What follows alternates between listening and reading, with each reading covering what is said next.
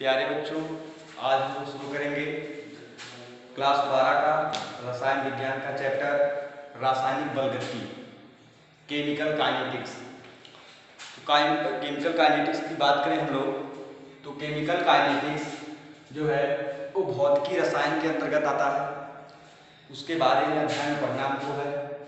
Chemical kinetics या रासायनिक बलगति होती क्या है, पहले उसको जान लें हम लोग। तो काइनेटिक्स का मतलब होता है गति से कि अपक्रिया की दर कैसी है। अगर हम किसी रासायनिक अपक्रिया की सांद्रता, ताप, दाब या उत्प्रेरक के बारे में समझना चाहते हैं कि उनके कारण, सांद्रता के कारण, ताप के कारण की अपक्रिया में क्या परिवर्तन होगा, हम उसका अध्ययन इस अध्याय में करेंगे जिसका नाम है केमिकल काइनेटिक्स। तो हमको इस अध्याय में सबसे पहले पढ़ना है रेट ऑफ रिएक्शन के बारे में,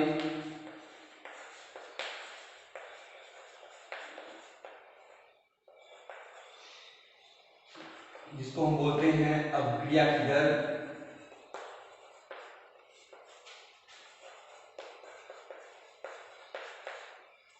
सेकंड है जो हमको पढ़ना है चैप्टर में ऑर्डर ऑफ रिएक्शन।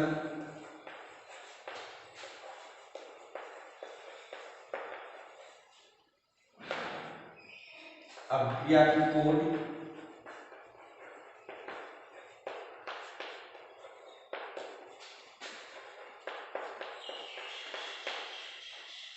और तीसरा हमको पढ़ना है मैकेनिज्म ऑफ रिएक्शन।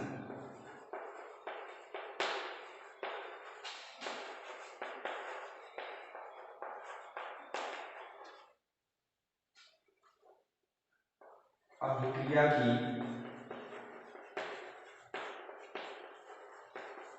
क्रियाविधि।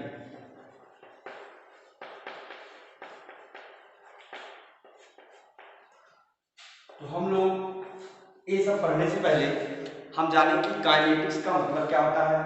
अगर हम स्पीड की बात करें या रेट की बात करें, दर की बात करें किसी रासायनिक अपक्रिया की, तो स्पीड के आधार पर जो अपक्रिया है वो तीन प्रकार की होती है। पहली अपक्रिया है तीव्र अपक्रिया,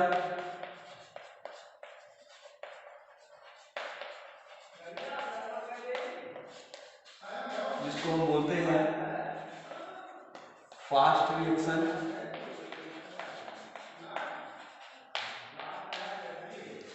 अगर हम इस अपक्रिया के बारे में बोलें, तीव्र अपक्रिया के बारे में बोलें, तो ऐसी अपक्रिया जिसमें 10⁻⁻⁶ सेकंड से कम टाइम लगता हो, इन अपक्रियाओं को हम बोलते हैं तीव्र अपक्रिया।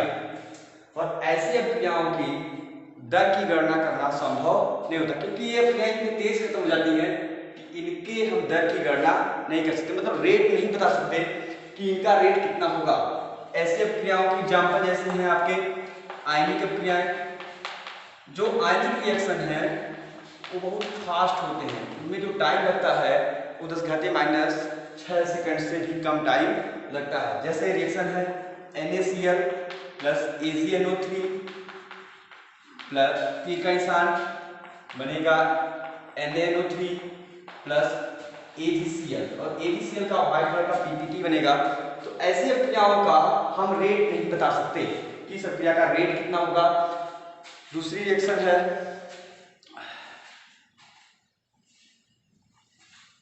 नोट कर लो इनको। तो सेकेंड रिएक्शन की हम बात करें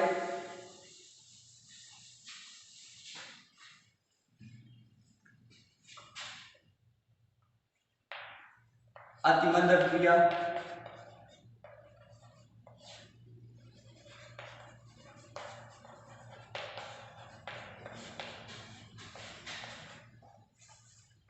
वेरी स्लो रिएक्शन।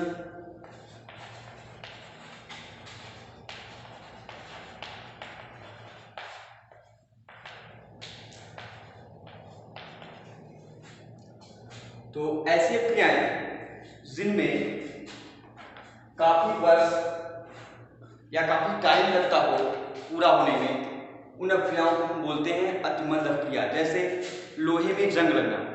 अगर लोहे में जंग लगेगा तो एक दिन में कोई भौतिक परिवर्तन या रासायनिक परिवर्तन आपको नहीं दिखेगा, 2 दिन में नहीं दिखेगा, उसको देखने में काफी टाइम लगेगा। तो जो रेट है, जो परिवर्तन है, उसमें बहुत टाइम लग जाएगा।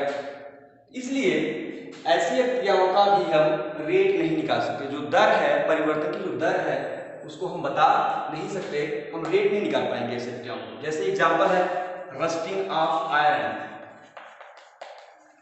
Rusting of iron. फिर अगर हम आयरन का देखें, रस्टिंग माने होता है जंग लगना, तो जंग अगर देखें तो जंग काफी टाइम लगता है, धीरे धीरे कई वर्षों में लगेगा। अगर 5 साल में जंग लग रहा है लोहे पे तो हम निकाल ही नहीं पाएंगे उसको।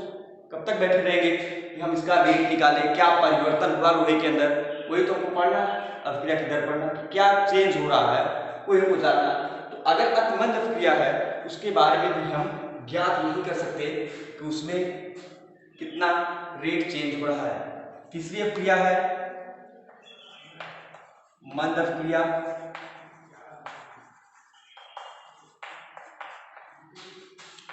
Slow reaction. हम स्लो रिएक्शन की बात करें तो ऐसी अभिक्रियाएं जिनको पूरा होने में कुछ मिनट या कुछ घंटे लगते हो,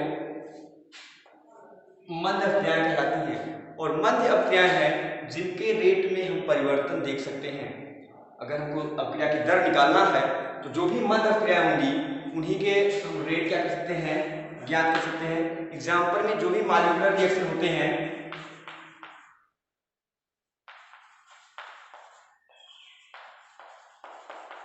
सभी रिएक्शन आपके जो होते हैं वो मंद अभिक्रिया में आते हैं। जैसे N2+ 3H2 है पर अमोनिया निर्माण हो गया, ये कैसे क्रिया है, ये मंद अभिक्रिया। इन अभिक्रियाओं का हम रेट निकाल सकते हैं समस्या नहीं है, क्योंकि इनको पूरा होने में ज्यादा टाइम नहीं लगता। और अभिक्रिया हो गया जैसे 2H2O बनेगा H2+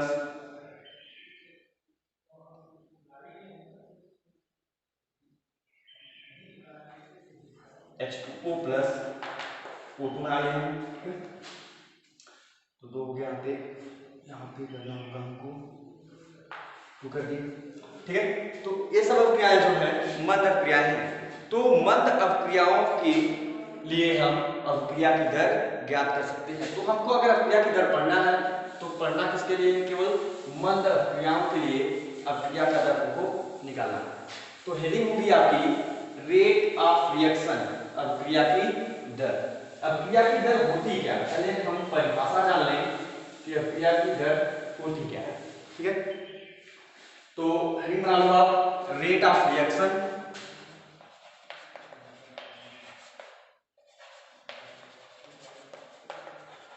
रेट ऑफ रिएक्शन अभिक्रिया की दर।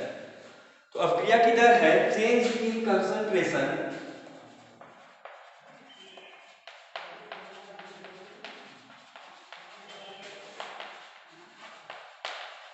change in concentration of reactant or product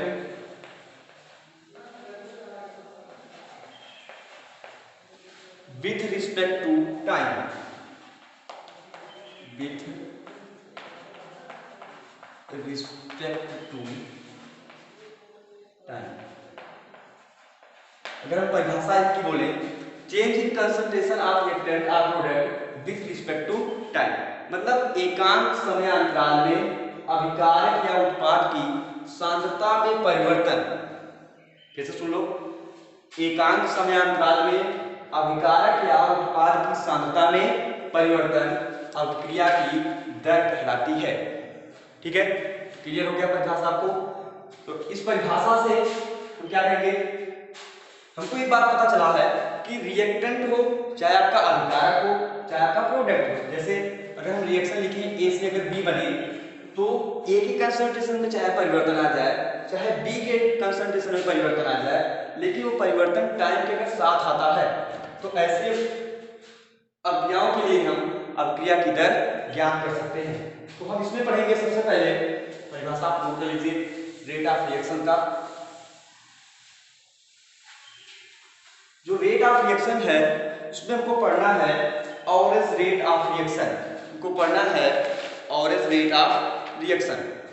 तो हेडिंग बनाइए एवरेज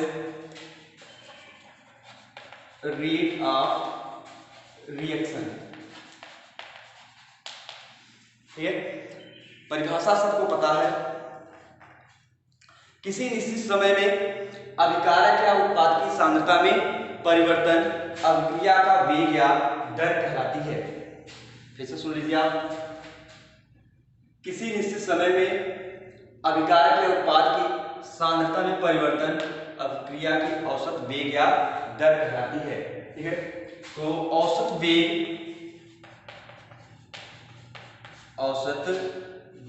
या दर का जो फार्मूला होगा, अभिकारक या उत्पाद की सांद्रता में परिवर्तन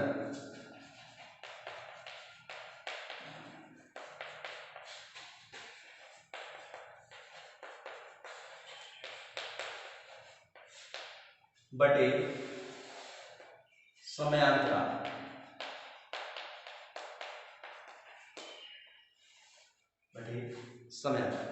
तो एवरेज रेट क्या होता है कि अभिकारक उत्पाद की सांद्रता में परिवर्तन कितना होगा और बटे क्या हो जाएगा, समयांतराल हो जाएगा। सपोज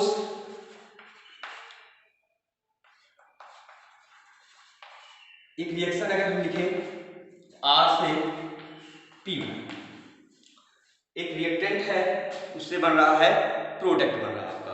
तो अगर हमारा रिएक्टेंट से प्रोडक्ट बन रहा है, अगर हम उसके लिए औसत वेग निकालें तो निकालेंगे कैसे हम, यहाँ पे देखिए आप ध्यान से। अगर हम मान लें इनिशियल टाइम आपका जो इनिशियल कंसंट्रेशन है, ठीक है, वो है आपका A। उसी टाइम अगर हमारे पास टाइम 0 हो, क्योंकि जब इनिशियल बात है तो टाइम 0 होगा, तो प्रोडक्ट का जो कंसंट्रेशन होगा वो 0 होगा। कुछ टाइम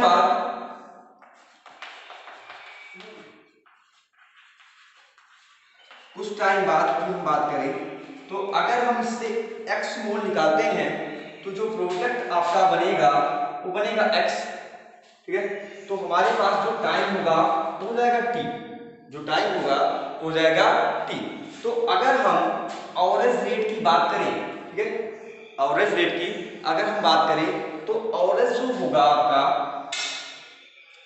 औसत वेग या एवरेज रेट की अगर हम बात करें तो औसत वेग क्या होगा आपका, आपको परिभाषा में पता या फार्मूला पता है कि अभिकारक या उत्पाद की सांद्रता में परिवर्तन बटे समयांतराल। ठीक है, अभिकारक या उत्पाद की सांद्रता में परिवर्तन बटे समयांतराल। तो अभिकारक की सांद्रता में परिवर्तन क्या हुआ था, पहले A था, फिर बाद में A माइनस एक्स हो गया, A minus x minus A, सांद्रता में परिवर्तन आया। फिर टाइम परिवर्तन, टाइम आपका t है और पहले टाइम क्या था, 0 था, तो t माइनस 0 हो गया। तो जो यहाँ पे आएगा, यहाँ से A से A कैंसिल हो गया, माइनस एक्स बटे टी आएगा। इक्वेशन नंबर 1 हो गया। ठीक है, इक्वेशन नंबर 1 हो गया।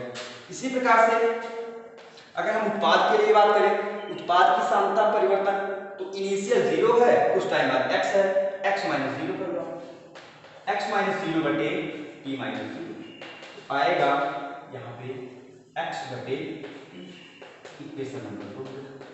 ठीक है, यहाँ तक बात समझ में आई कि एक रिएक्शन है, R से P बन रहा है। अगर R का जो कंसंट्रेशन है प्रारंभिक टाइम में हम मान ले A है, तो प्रोडक्ट हमारा 0 होगा। कुछ टाइम बाद देखते हैं कि इससे x मोल निकल गया, तो जो प्रोडक्ट है वो कितना बन जाएगा, x मोल बन जाएगा। तो टाइम हमारा उस समय t होगा। अगर हम औसत वेग की बात करें तो औसत वेग होता है अभिकारक या उत्पाद की सांद्रता परिवर्तन बटे समयांतराल। तो अगर हम बात कर रहे हैं कि अभिकारक की सांद्रता में परिवर्तन, तो अभिकारक की सांद्रता में परिवर्तन करें A minus x minus A यहाँ पे, और बटे टाइम में परिवर्तन, तो आया जो इक्वेशन बनके माइनस एक्स बाई टी आया।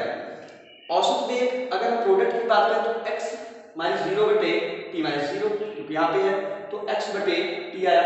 इन दोनों इक्वेशन को अगर हम देखें ध्यान से तो क्या समझ में आया हमको, तो हम इक्वेशन को अगर आप देखोगे ध्यान से तो एक बात इसमें समझ में आई आपके कि यहाँ पे जो साइन आया है वो माइनस है और यहाँ पे जो साइन आया है वो प्लस आया है, और लगभग जो परिवर्तन आया है वो सेम आया है। ठीक है, तो इस प्रकार से अगर हम देखें तो परिवर्तन सेम होता है। जितना आपका अभिकारक खत्म होगा, समाप्त होगा, जितने टाइम में उतना ही उत्पाद आपका निर्मित होगा, केवल साइन में चेंज आएगा। आपका प्रोडक्ट में पॉजिटिव आएगा और जो आपका रिएक्टेंट है उसमें क्या आएगा, नेगेटिव। इससे एक बात समझ में आती है आपको है कि अगर कोई रिएक्शन हो रहा है तो उस टाइम बाद धीरे धीरे जो आपका रिएक्टेंट है उसका कंसंट्रेशन घट गया, जो आपका रिएक्टेंट है उसका कंसंट्रेशन घट गया और वही जो घटा है वही प्रोडक्ट का बन गया। ठीक है, इसीलिए कभी भी अगर हम एवरेज रेट निकालते हैं रिएक्टेंट का, अभिकारक का निकालेंगे तो हमेशा जो साइन आएगा वो माइनस आएगा। ठीक है, और अगर हम प्रोडक्ट का निकालें तो वो जो साइन आएगा क्या आएगा, पॉजिटिव आएगा। तो इसका मतलब है टाइम के साथ रिएक्टेंट घटता है, ठीक है, और टाइम के साथ जो आपका प्रोडक्ट है बढ़ता है। ठीक है, इसी पे हम बात करेंगे अब कि एवरेज रेट ऑफ रिएक्शन को और अच्छे से कैसे सीख सकते हैं। ठीक है, कोई अगर आपको इक्वेशन दे दिया जाए कि 2a + 3b, ठीक है, ये रिएक्शन हो गया मान लो। अगर हमसे कोई पूछे कि एवरेज रेट ऑफ रिएक्शन बताओ, इस क्रिया का एवरेज रेट ऑफ रिएक्शन बताइए, तो एवरेज रेट ऑफ रिएक्शन कैसे निकालते हैं तो अगली बार हम इसी। ठीक है, धन्यवाद।